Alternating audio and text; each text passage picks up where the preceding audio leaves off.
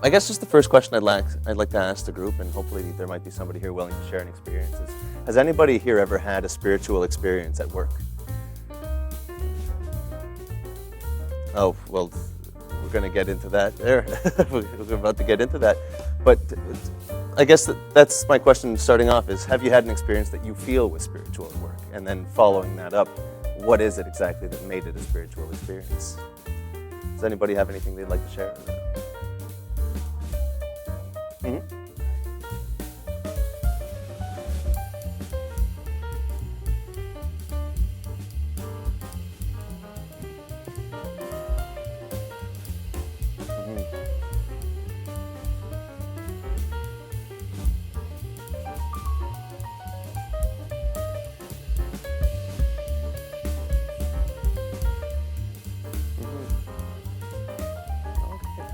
Anybody else?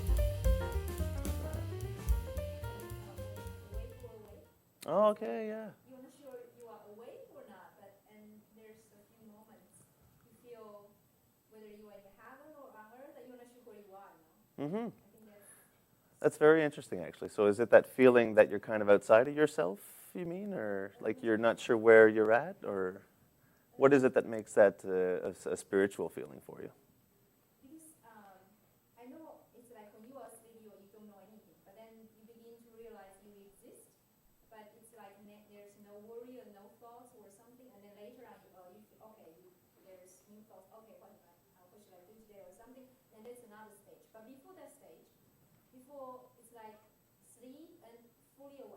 Yeah.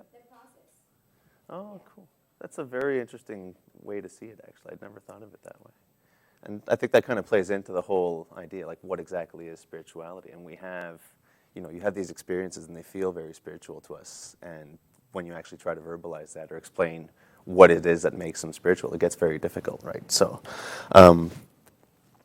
basically, to go into the full disclosure right away, workplace spirituality is honestly something I don't know that much about. It's something that I started getting into about within the past year. I'm doing my PhD in organizational psychology currently, and the more I always valued this idea of meaningful work and finding a calling in life, and it always seemed like something that was so important.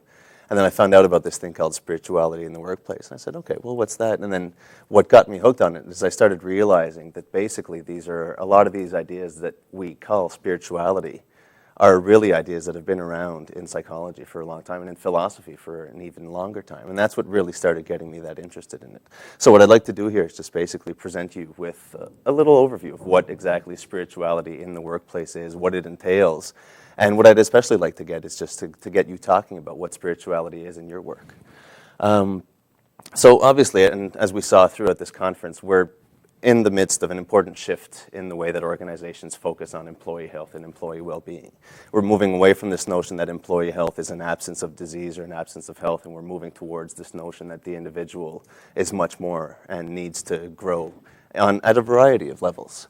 And at the same time as we're seeing this, we're also seeing the workplace taking on new roles that had been taken on by other social organizations or institutions in the past. And one big example I can think of is the church.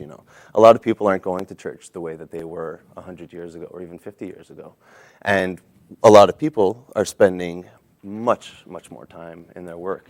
So what I'm starting to see is that the workplace seems to be taking on these roles that the church used to be playing. The church used to be a central part where people could convene socially with other people in their community. It was an element that people were able to feel connected to, not just as an institution, but it was also a way for individuals to feel connected to their God. And in that way, they felt connected to something that was much greater than themselves. And it was also, church was also a place that people went to in their search for meaning, in their search for understanding what exactly their existence is. They turned to the wisdom of the priests or whoever was at church. And what we're seeing now is that people have turned away from that and have started living a very different lifestyle. But we still have these same spiritual needs and questions that we're trying to answer and that we're trying to fill with these other areas of our life. And that's why I think that work is now starting to really play a spiritual role in the lives of people, because people have that gap and they're looking to work to try and fill that in them. And the central idea in workplace spirituality is to recognize that along with the growth of the individual, there's an essential part of that, which is spiritual. And you can't leave that at home when you show up for work in the morning. You know, I'm a physical being, I'm also a very spiritual being. And I don't just mean that for myself. All of us are extremely spiritual beings. And we can't forget about that for 8 hours a day and show up at work, and then, you know, hopefully between 6:30 and 7:30 we'll have a little bit of time for spiritual development, if we're lucky, right? So this recognition is essential to spirituality in the workplace, because once you start accepting that people are bringing their entire selves, including their spiritual self, to work, it has a lot of other implications for what else they need from work and what else they're bringing to work with them, and we'll get into that. Before I continue, just one important point that I think I really want to make is that there's an important difference between spirituality and religion. And you could have an entire conference on that, and I don't want to get into it too much.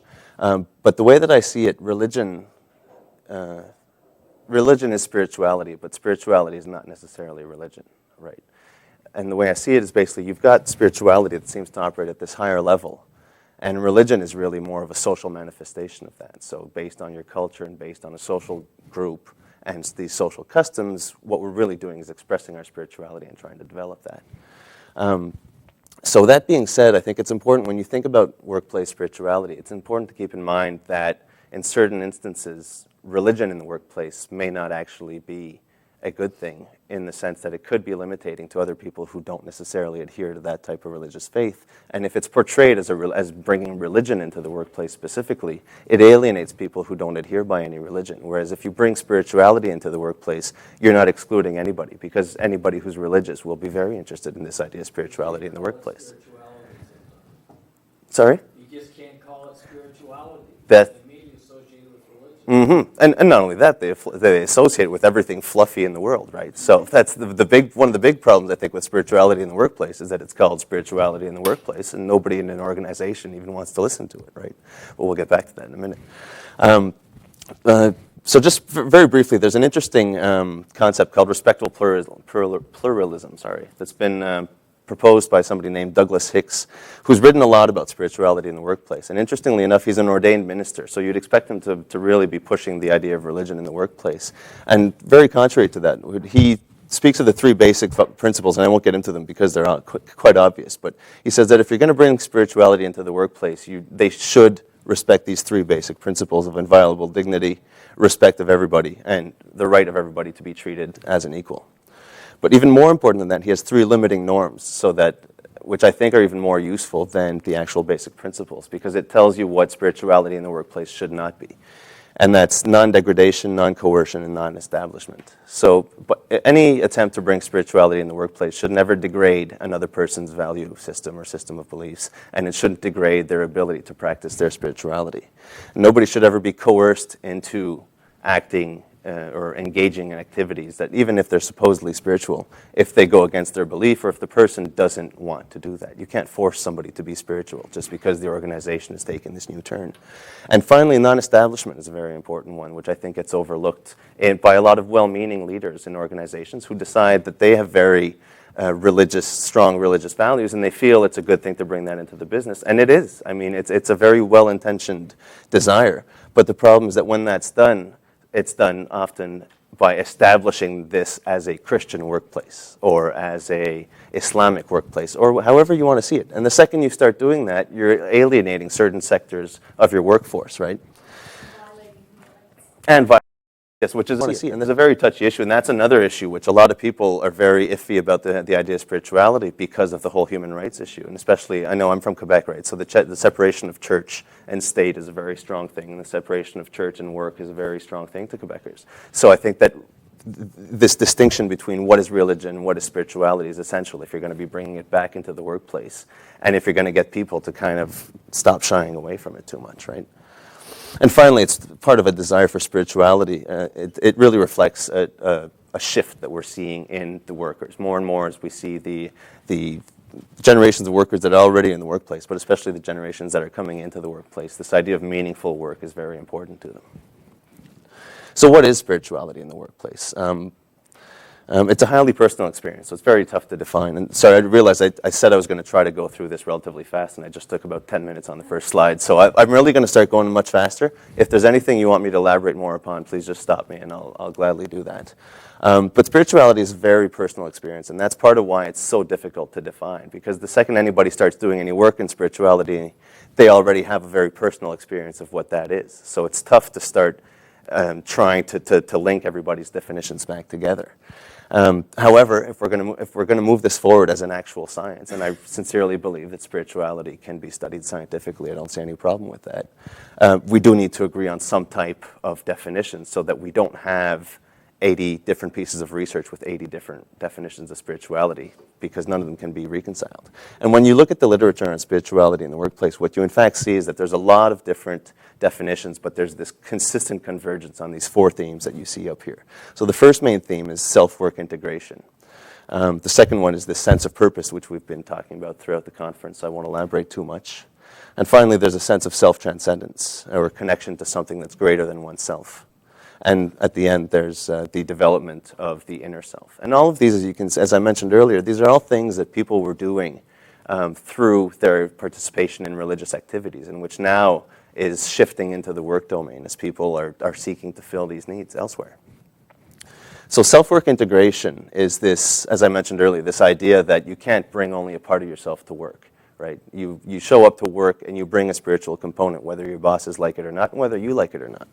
And it's very difficult for people to engage in work if they're not being fully engaged as a person. And if organizations want to engage the entire individual, and you know, engagement is one of these buzzwords now, well, you really do need to engage every aspect of the individual, including their spiritual self. So asking people to leave their spiritual values or ethical values at home so that they can conduct a certain type of work that goes against their values is going to be very difficult for a lot of people. And we've seen this in organizational studies. We look at a lot of person-organization ethical fit and values congruence and these types of things. So it's not a new idea at all. But this notion that people have a need to feel integrated is essential to workplace spirituality.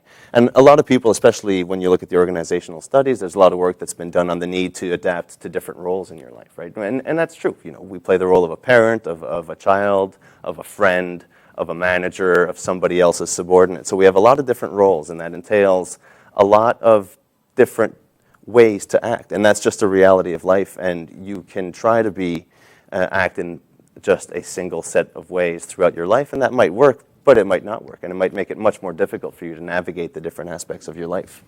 And but what you in fact see when you look at a lot of the more clinical research in psychology is that they tend to treat this idea of separating yourself into different cells for different aspects of your life as a type of self-fragmentation. And what seems most important over and above this idea of having different selves or different roles is the authenticity, because what the studies are finding is that it's not so much a question of the number of different roles that you're forced to play in your life. It's the level of authenticity that you're able to do those in. So even though you may have to act a little bit differently based on the specific domain that you're in, the level of authenticity that you're able to do that in is key. And that's really what the key is here, is that recognizing that spirituality should be brought into the workplace basically stems from this notion that you recognize that you need to bring in the entire individual to the workplace, and that individuals have a need to behave and engage in with their work authentically. And once you accept that, then the rest of the dimensions of spirituality start flowing. Because, for example, you recognize that everybody has a need for purpose in their life. And if you recognize that you can't leave that quest at home, you can't be doing that on your off time or on the weekends, then as an organization, you almost come to see yourself as having a responsibility to help these people find a meaning through their work. And we've seen throughout the conference how important that is for people. So I won't even really get into it much more than this.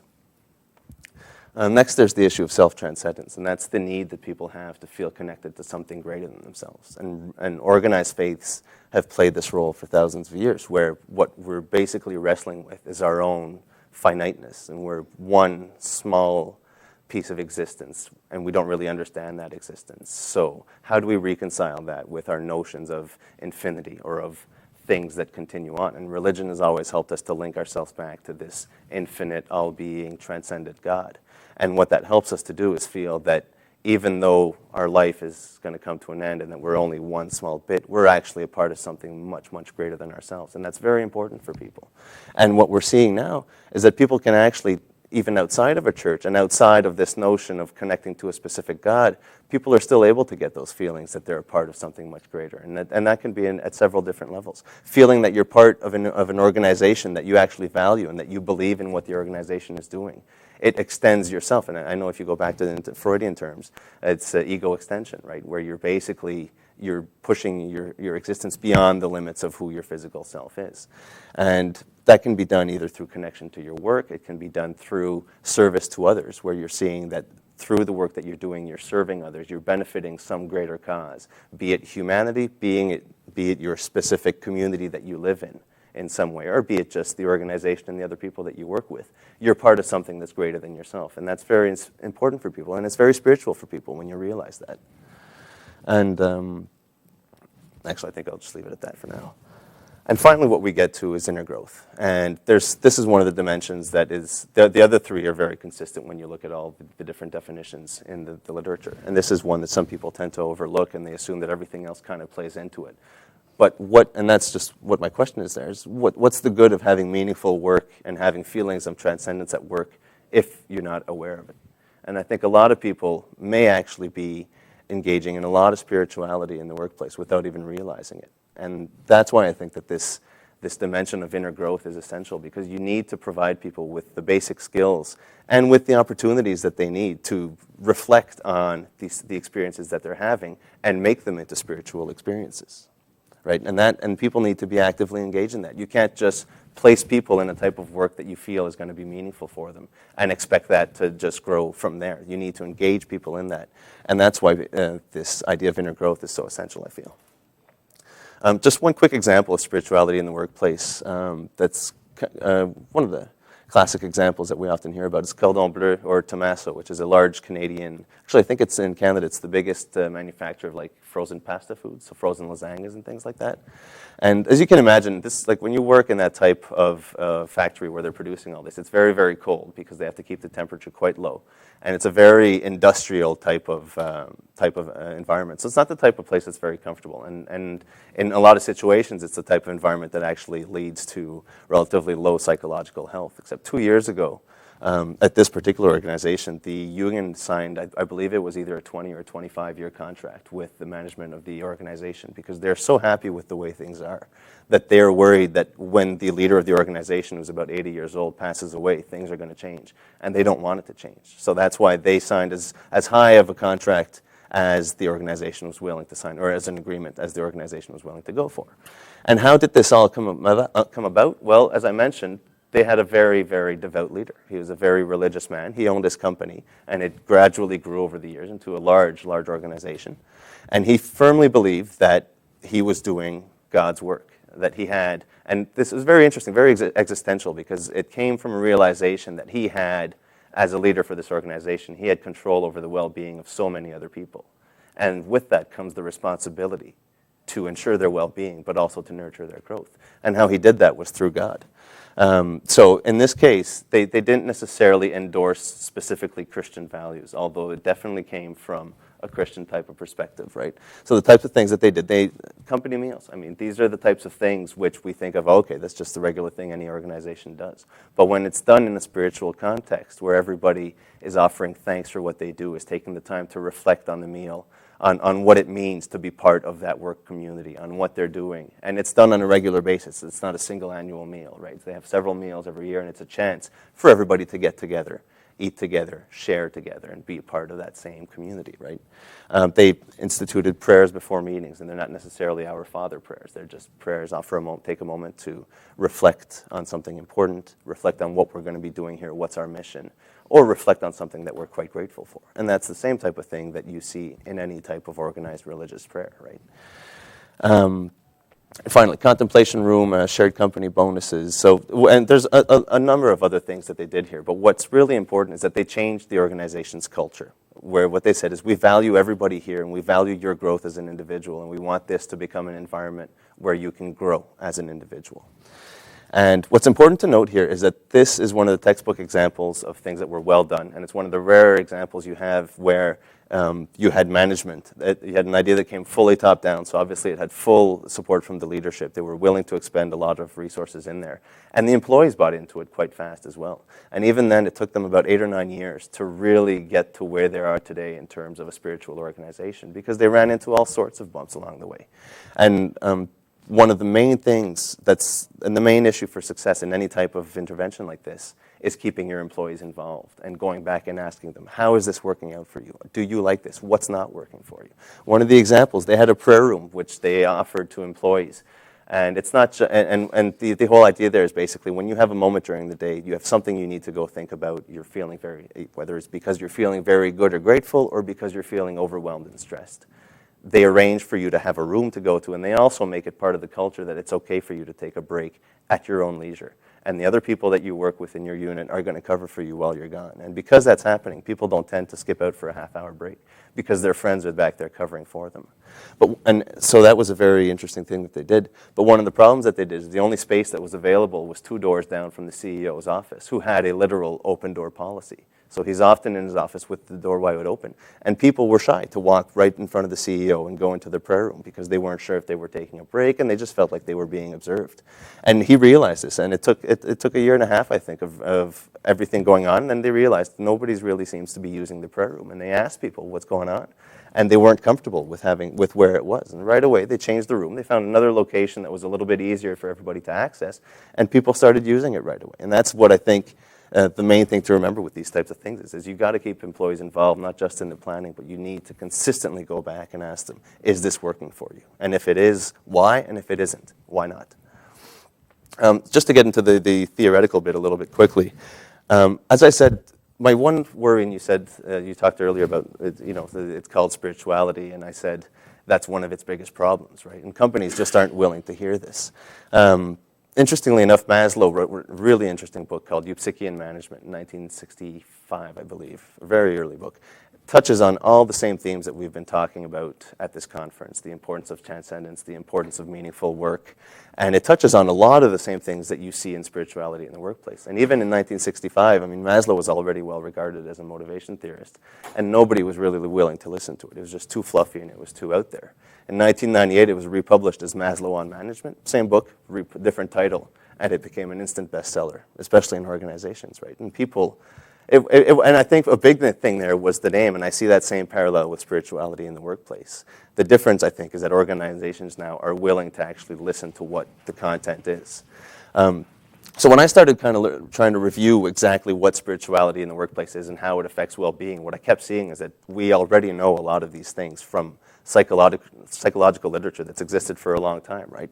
And it comes from these 3 areas. So just to go through them relatively fast, conservation of resource theory is a stress-based theory for motivation and well-being, where basically everything in your environment, from character strengths to physical resources in the environment, become resources that help you to deal with stress. So anything in your environment that either takes away those resources or threatens your resources becomes very stressful to the individual.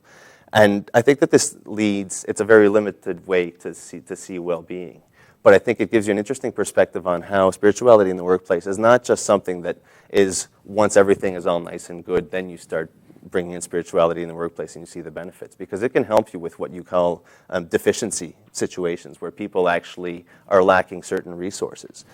Self-work integration, a sense of purpose and meaning, a sense of transcendence and inner growth. These are all things that provide you with very important resources that help you to deal with different stresses in the workplace.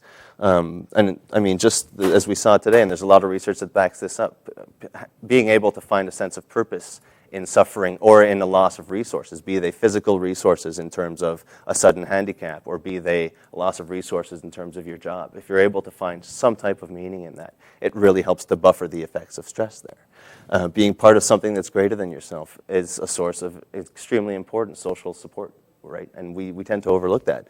But that's what spirituality and religion provides us with a lot of, is social support from other people and knowing that we're connected to other people who are like us and who are in the same type of situation as us. So, as I said, all of these can be seen as an important resource against stress, but the problem here is that well-being is basically defined as the absence of stress.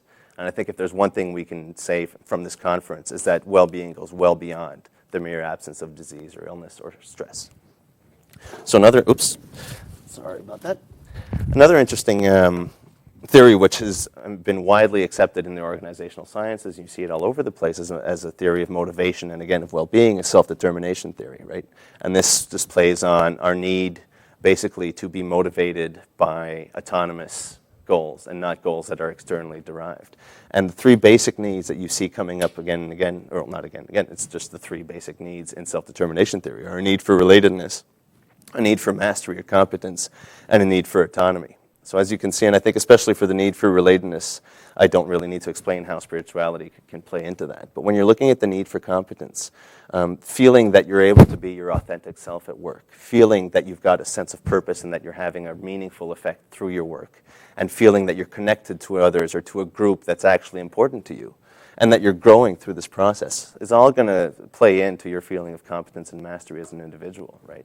So there's, and these links between these basic needs and psychological well-being have been demonstrated time and time again. So again, I think that spirituality in the workplace is a new take, it's a new approach on these things, but the actual phenomena that's happening here in terms of mental health and psychological well-being are things that we're already well aware of. And one thing that's often overlooked in self-determination theory is that self-realization, this idea of reaching your full potential as a human being, or which in humanistic psychology we call self-actualization, self-validation. In SDT, it's self-realization. And it's a central component of well-being, according to DC and Ryan. But when you look at a lot of the more organizationally oriented research, they focus specifically on these three basic needs, because starting to talk about self-realization is starting to bring you into the fringe of organizational literature where people may not be willing to hear what you have to say. And even though I think that this obviously provides a much better conceptualization over conservation of resources, it's still lacking a few things. So this kind of brings us to just the general idea of psychological well-being in the workplace. And this is an area that started to receive much more interest in the last 30 years. But even as far back as the 1980s, we already had the major definitions of psychological well-being, recognizing that it was it went well beyond, again, the absence of stress, and it included much more than that. And what we see here is that basically they included the same three basic dimensions of self-determination theory, but they also included these important new dimensions, which are self-acceptance, a sense of purpose, and a sense of personal growth. So when you actually try to conceive that as different paths for spirituality in the workplace to affect well-being, what you see is that obviously being able to be your authentic self at work and to engage in personally meaningful things are obviously going to play into self-acceptance, right? And then there's this idea of self-validation, which we've been talking about throughout the conference, this idea of finding purpose and of experiencing personal growth through your work. And then finally, down at the bottom, again, what we've got is just the relatedness, mastery, and autonomy of self-determination theory. So then if we just add this idea of reduced stress at the top, you can see that there's a number of different ways that spirituality in the workplace actually affects the well-being of people in the workplace. But it's not a whole new frontier, and there's no need for a whole new literature showing this, because we already know how these mechanisms, reduce stress, self-acceptance, self-validation, and the basic needs of self-determination theory, we know how these play into psychological well-being, right? So I think that this is something that's important to realize, and it's also important. First of all, it's important to realize that we don't start recreating a whole new literature or base of research, which we've already got. And the second reason why it's very important is that spirituality in the workplace is not going to be an easy thing to sell to organizations. It's going to sound fluffy. It's going to sound like a trend or a fad that's going to pass. And what it really is it's based on all these important phenomena which have been well grounded in organizational science already. So even myself, when I talk to other students in my department, what are you going to the conference to talk about? Spirituality in the workplace. Okay. Well, actually, no, I'm talking about self-determination theory, finding a sense of meaning in your work, finding a sense of self-transcendence, and integration. Oh, well, that makes sense, right? So it's not just the people who have been reared in the extreme financial backgrounds that do this. It's anybody who's in psychology, who's in the scientific approaches. Spirituality sounds fluffy, and not everybody's willing to hear the word and see it for what it is. So I think that's one thing that's very important to keep in mind. A quick note that I want to put, just to mention, is that person-organization fit is key. What we've seen here is that there's four different dimensions that tend to operate in relatively distinct ways in affecting well-being. But the truth is that those aren't necessarily going to fit for everybody. Different people have different spiritual needs. Different people have different sources that they use to fulfill their spiritual need. If I'm finding all of my meaning, or most of the meaning in my life, through my family, or through care or through whatever that I do outside of work, then trying to sell me my work as something meaningful if I don't need it to be and I don't want it to be is not necessarily going to be as effective for me as if I've got this void in my life and I'm trying to find meaning somewhere and I've got nowhere, right? And this just highlights the importance of trying to bring spirituality into their workplace. Ask them what they want and what they need, because not everybody needs the same things. And it's important to provide them with different options as well, because what's going to work for somebody, a prayer room might work fantastic for a few people who really feel that need to take a little bit of time, develop some self-awareness, just take some time away. Whereas for somebody else, that might not be at all the way that they engage in their own spirituality. So it's important to provide people with options, and especially to let them know that it's okay to discuss what's working and what's not working for them. So this, as I said, it's just a basic way to visualize the different ways that organizational phenomena that we already know a lot about actually affect well-being in the workplace. Slightly negative note I just want to mention. I don't know if any of you are familiar with the expression greenwashing. You know, I don't know if you've noticed in the last year or two or three the amount of suddenly environmentally friendly organizations. I mean, you know, it's fantastic. Everybody now is green and everybody loves the environment, and I think that's really good. And all the ads reflect that very much. And the problem that you see there is all these organizations are portraying themselves as very environmentally friendly, as very green, and really what that is a marketing effort. And unfortunately what we're seeing is that you've got a lot of organizations who are starting to sell themselves as spiritual organizations, and that's really more of a recruitment trend or an advertising or marketing ploy. And that's a very important, it's something that really gets to me, to be honest, just because it's a big threat to the development of spirituality in the workplace, the same way as greenwashing is a threat to the development of sustainable businesses. Because if it's seen as just a type of marketing, then people stop paying attention to it, and organizations eventually get over it, and it just gets left behind as just this useless fad. Let's just get over it. And it's more than a fad. It's really something that's going to be starting to come into the workplace more and more. And organizations need to realize that if they want to actually start engaging their employees, they need to do so authentically. You can't portray yourself. There's a really interesting article actually by Kathy Driscoll and I forget her name. And Kathy Driscoll's a teacher at St. Mary's University, and they did an interesting look at two organizations which are kind of like the prototypical soul-washing organizations. One of them is called Tyson Foods, and I believe it's mostly poultry, but it's processed meat, a company that processes meat in the United States, and who have, for about 10 years now, they have a chaplaincy program. They have a prayer room in their organizations, and people have access to a chaplain to come in and speak to.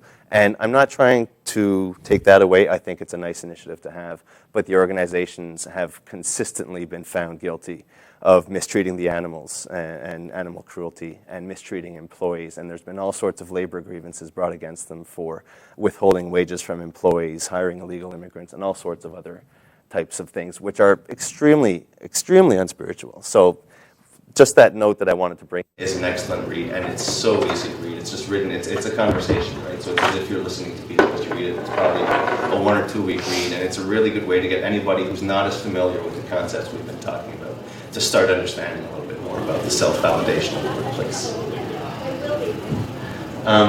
Having said that, I managed to probably use up my entire half hour despite my effort to get through that a little bit fast. Do we have any time? What's the schedule? We have a few minutes. No, not at all. Okay, we don't have any time. I'm sorry. I would have loved to try to discuss a little bit of spirituality with people. Anyways, I hope you'll take a little something away from today's conversation, at least, and realize that really spirituality in the workplace is not that new, and it's something everybody needs, and it's something that is happening in a lot of our lives, and what it really requires is the awareness that it's happening in our lives in order to make it spiritual. Sometimes it's the only thing that gets you through being in the workplace. Yes, very much so. Yeah, in the same way that I think what you said is a good point that I didn't mention with the conservation of resources and all the other theories, is that even though you have work that can drain resources left and right out of you, if it's meaningful work and it allows you to feel connected to others and it plays into your spiritual self, it can be very fulfilling. People can love their work, despite the fact that it goes against every psychological theory of resources, because it's draining your energy and it's draining everything out of you. So yeah, I think it's essential. I think more and more we're going to see this coming into the workplace, or at least I hope so.